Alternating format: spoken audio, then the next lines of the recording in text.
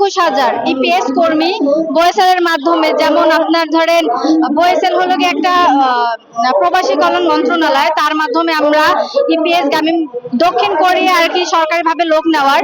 তো এইখানে হলো গিয়ে আমরা আসছি যে আমরা হলাম গিয়ে এখন বর্তমানে 21,000 ইপিএস কর্মী রোস্টারের অবস্থায় আছি, কিন্তু আমাদের ওই রকমের কোরিয়া থেকে ধরেন আপনার কোরিয়াতে যেমন বাংলাদেশ থেকে লোক পাঠায়, তো সেই ক্ষেত্রে মানে বয়েসেল যে মাধ্যমটা আছে কি এজেন্সিটা আছে, তারা হলো গিয়া কি বলবো তাদের বিচক্ষণতার অভাব, যেভাবেই হোক অন্যান্য দেশ আরো হলো গিয়া 16টা দেশ থেকে মানে কোরিয়াতে কর্মী আনে। তো সেই ক্ষেত্রে বাংলাদেশও একটা আছে, কিন্তু প্রত্যেকটা দেশ থেকে খুব ভালো পরিমাণে কর্মী আর কি কোরিয়াতে পাঠায়, কিন্তু বাংলাদেশ বয়েসেল থেকে তারা ভালোভাবে কর্মী পাঠাইতেছে না।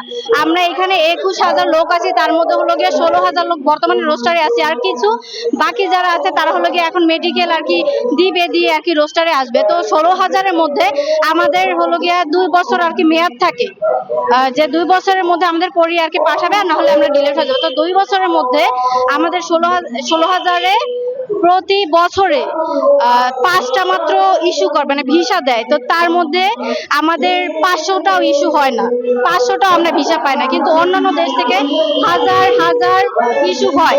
তো সেই ক্ষেত্রে আমরা এখানে আসছি যে বয়েসেল মানে যে তাদের যে এই যে অক্ষমতা, সেটা যার মাধ্যমে হোক, তারা শুধু আমাদেরকে বলতেছে যে আমাদের সব দোষ, ঠিক আছে।